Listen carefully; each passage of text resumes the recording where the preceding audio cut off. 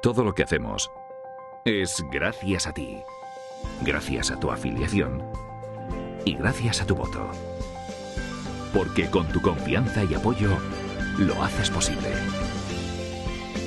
Tu trabajo nos hace mejores. Tu voto vale mucho. CESIF, tu sindicato.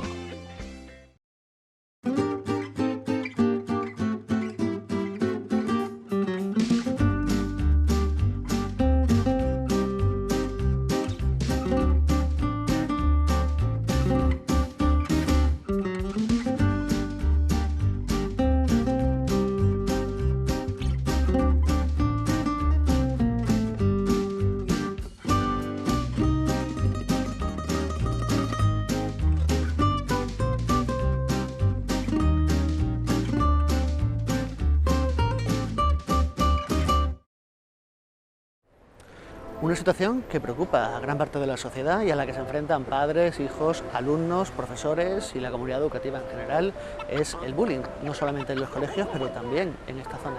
Así que este programa se va a titular ¿Qué me cuentas sobre el bullying?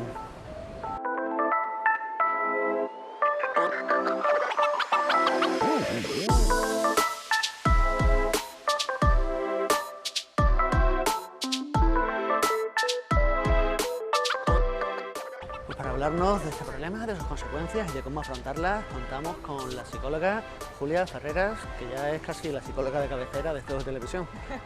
Es verdad, es cierto. Julia, muchísimas gracias por atendernos. Gracias a vosotros, como siempre, por contar conmigo para hablar de algo tan importante, además, como es el acoso que pueden sufrir nuestros hijos en el colegio. Es verdad que todo lo que concierne a nuestros hijos, como que parece que le prestamos un poquito más de atención o que nos importa un poco más. Y bueno, aquí estoy un día más para hablar de algo tan importante como esto. Un placer contar contigo siempre. Gracias por dedicarnos estos minutos, que sé que te ha costado sacar tiempo porque has tenido una semana muy intensa. Un poquito. Y me gustaría empezar definiendo un poco qué es este acoso o es lo que ahora está de moda llamar bullying. ¿Qué es exactamente el bullying? Realmente, como tú bien has dicho, es como algo que está de moda hablar hoy en día, como que se le ha puesto ya el término. Ya llevamos más de una década con el concepto del bullying bien definido. No deja de ser una situación de acoso, de violencia ejercida hacia un menor por parte de sus compañeros. Podemos encontrar desde una violencia física a una violencia psicológica en la que se emplea el aislar a ese niño del resto de sus compañeros. Está prolongada en el tiempo, es decir, tenemos que diferenciar muy bien las situaciones puntuales de violencia que se dan entre menores de una situación de acoso que está prolongada en el tiempo. De hecho, para que podamos diagnosticar o para que podamos definir bien una situación de bullying, se tienen que dar como mínimo durante 6 meses para que podamos entender que ese niño está sufriendo algo continuado en el tiempo y que va a traer unas consecuencias tanto a nivel físico como a nivel psicológico el día de mañana bastante importantes. Sí, precisamente porque entiendo que en el contexto de las relaciones de los chavales, las chavalas en clase, en la infancia, es normal esos pequeños conflictos, meterse unos con otros y tal, pero bueno, ¿cuándo ese tipo de conductas que pueden ser normales, a lo mejor no son deseables, pero sí son habituales, se convierten en un problema y adquieren esa etiqueta de acoso?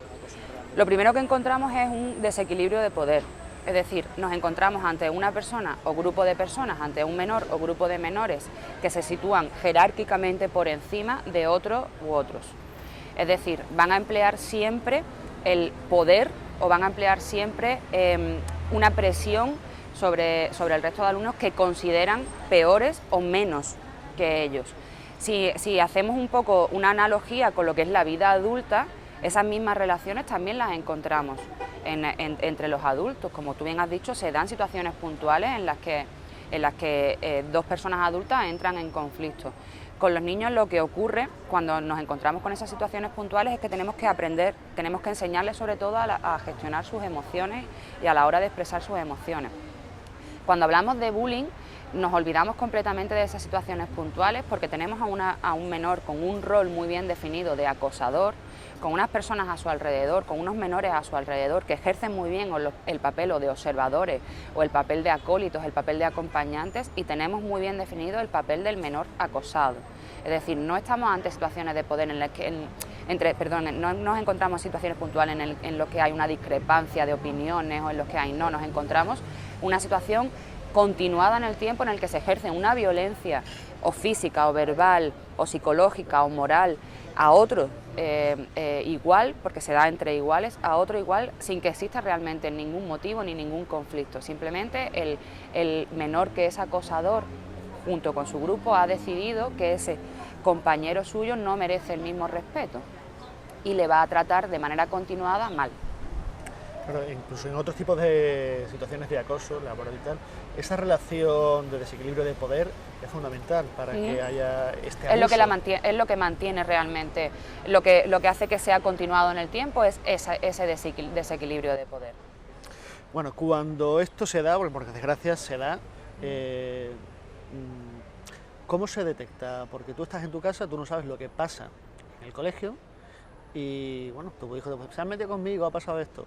¿Cómo diferencias, además de esto que dices de la prolongación en el tiempo, que a tu hijo, a tu hija le está afectando esta situación de acoso?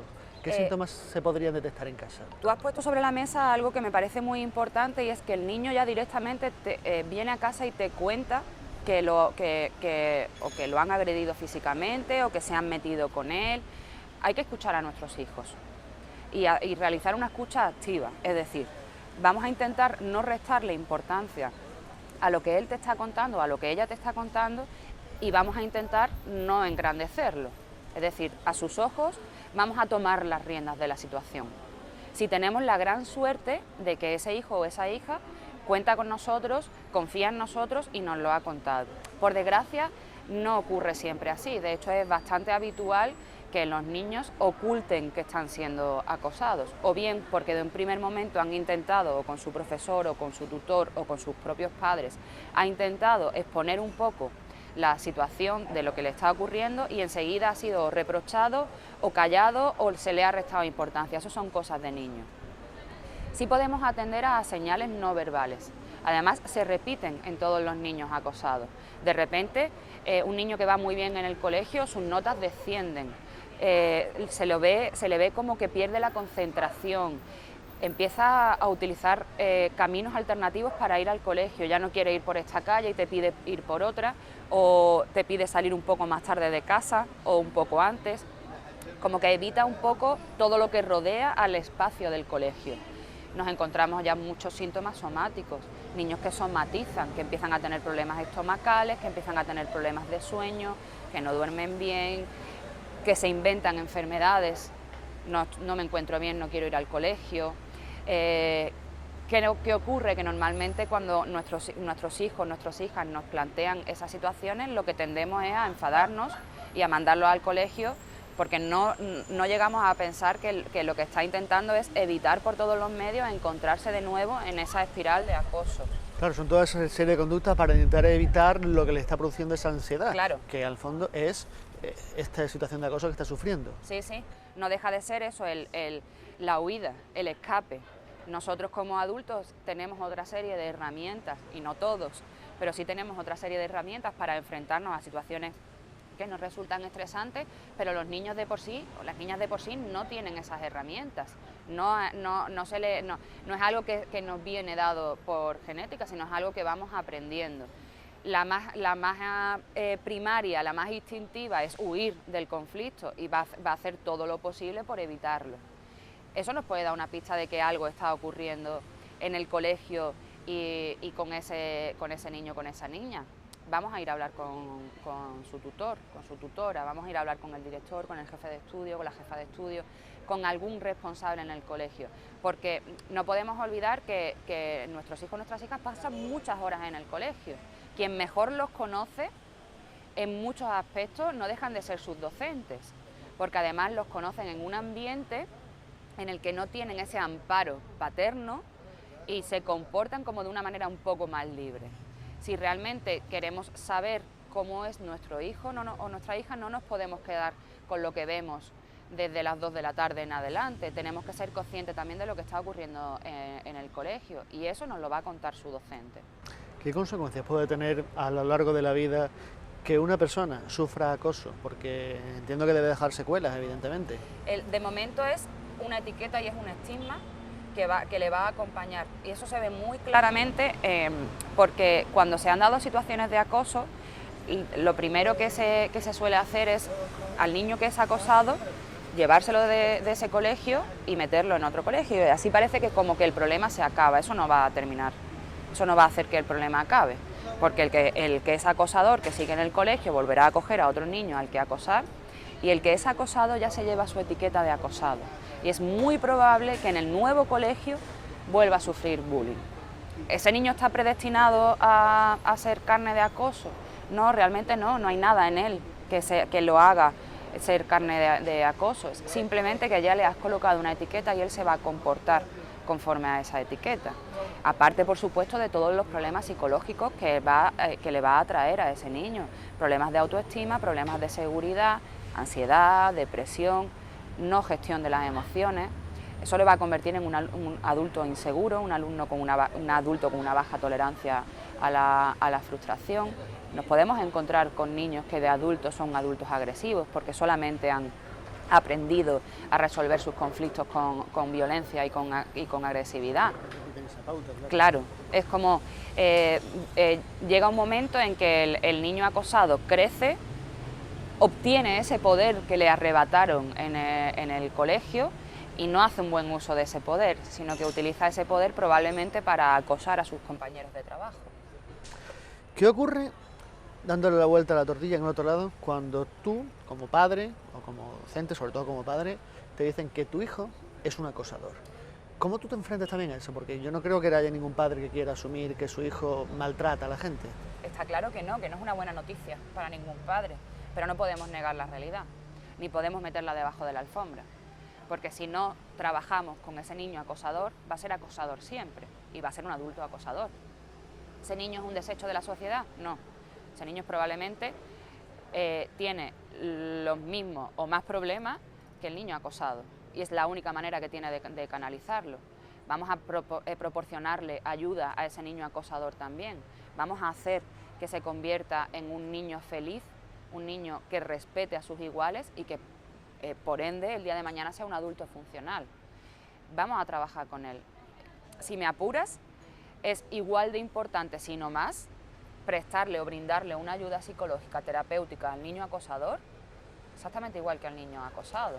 Bueno, lo que no se puede hacer es ignorar ese problema que existe. Eso es lo que va a hacer es... Ni valen las dos tortas y ya está, claro. La ley de la casa, no, porque detrás de ese acoso hay algo.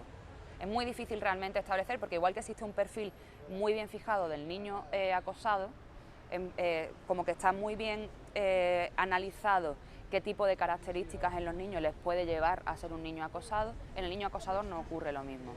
Nos podemos encontrar a niños acosadores porque en su casa, su familia es disfuncional completamente, pero nos podemos encontrar a niños acosadores con una familia maravillosa, que está pendiente de él, que procura que no le falte de nada, que si lo ves desde fuera no debería tener ningún problema y sin embargo está acosando.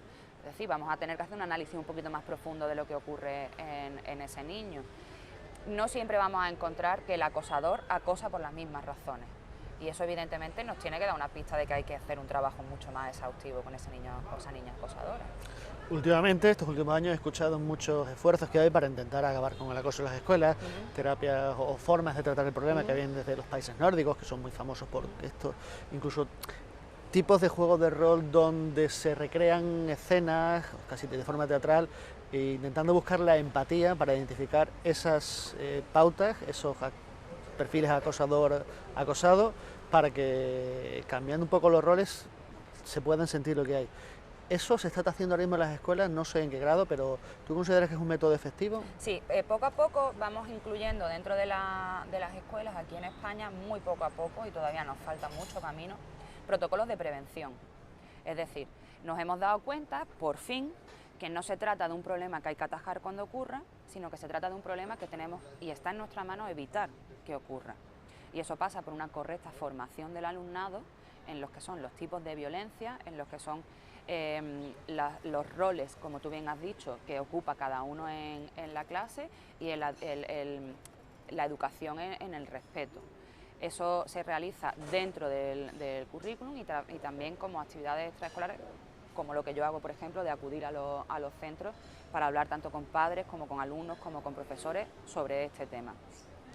Hay muchas técnicas o muchos métodos diferentes que poco a poco se van implantando, las comunidades de pares, o sea, el resolver los problemas dentro de los alumnos, el que se creen comisiones de alumnos que se encargan de resolver como un buzón de sugerencias y reclamaciones.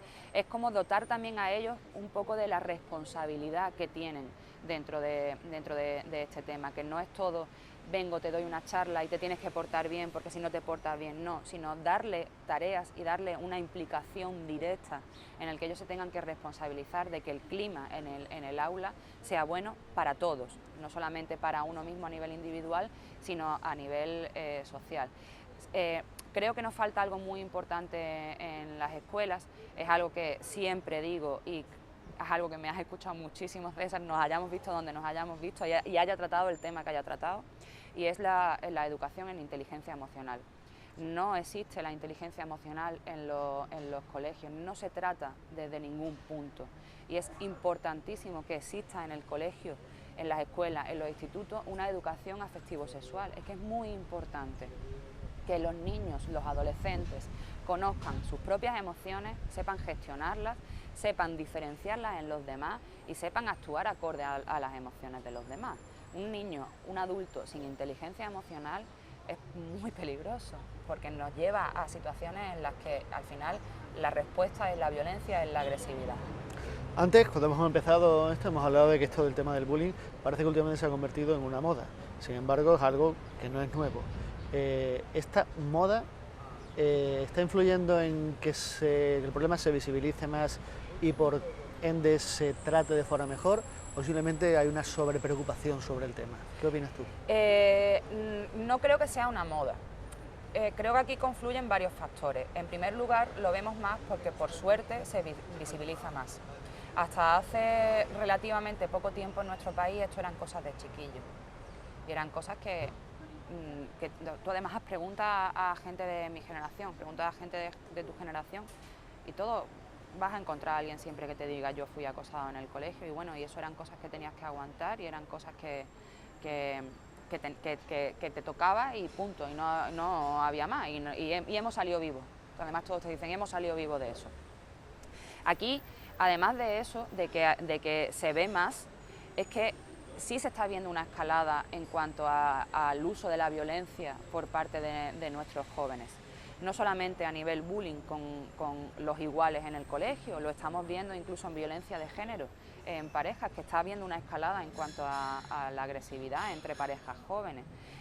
En esto influye muchísimo lo que vemos en la tele, influye mucho el tratamiento que se hacen de las noticias, influye muchísimo toda la espiral que se está creando alrededor de la música, de la nueva literatura, de los nuevos roles que se están generando en los adolescentes. Claro que influye. Si tú a un niño desde pequeño le estás metiendo en la cabeza que su valía la va a demostrar a través de su fuerza y lo que le hace válido es su fuerza, al final va a intentar demostrar su fuerza por todos los medios y ante todos.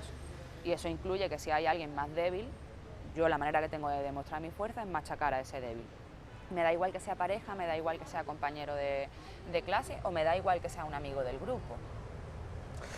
Decía un amigo mío una vez, la grandeza no está en la fuerza, sino usar la fuerza con grandeza. Me acabas de recordar eso. Efectivamente.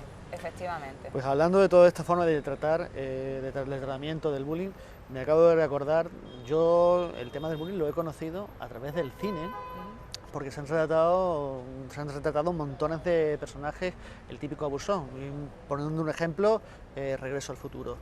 ¿Tú crees que esta visibilización que se ha dado de ese fenómeno lo ha trivializado, convirtiéndolo en algo anecdótico, simpático, o ha contribuido a que seamos más conscientes de que eso pasa? Se ha blanqueado, realmente. Se ha blanqueado porque se le ha dado un papel a los abusones en el que al final o se enternecía al abusón o todo acababa muy fácilmente, o todo era con esto no vas a poder acabar nunca. El abusón está en el instituto, es decir, cuando tú planteas en una película, planteas en una serie que va en torno a un instituto y tú metes la figura del abusón en ese instituto, la mantienes, es como parte ya de ese instituto. El alumno que va todos los días a clase entiende que eso es algo que no va a poder acabar nunca, porque está completamente normalizado ya. Es que en todos los institutos tiene que haber un abusón. Es que si no hay un matón en el instituto, ese instituto ya le falta algo, no se ajusta a los cánones de Hollywood. Entonces, entiendo que en ese sentido lo que se ha hecho un poco es blanquear en vez de darle el enfoque que realmente había que darle a la hora de tratar el acosador y el acosado. Alejandra, muchísimas gracias por compartir estos minutos con nosotros. Espero que ustedes que nos están viendo hayan podido aprender un poco más sobre cómo poder tratar estas situaciones tan desagradables, pero que hay que afrontar, como hemos dicho aquí, ignorarlo solo contribuir al problema. Una vez más, gracias Alejandra. Gracias. Y nosotros nos vamos a despedir ya, volviendo a citarles para la próxima semana, donde intentaremos tratar temas casi tan interesantes como este. Recuerden que pueden seguir al tanto de todo lo que ocurre en la actualidad de Ceuta a través de nuestros perfiles en las redes sociales, Facebook, Twitter e Instagram. Y por supuesto tienen una cita de lunes a viernes a las 9 de la noche con mi compañera Laura Ortiz y con el informativo de Ceuta Televisión. Que pasen una buena semana y vuelvan a vernos el próximo jueves a la misma hora. Gracias.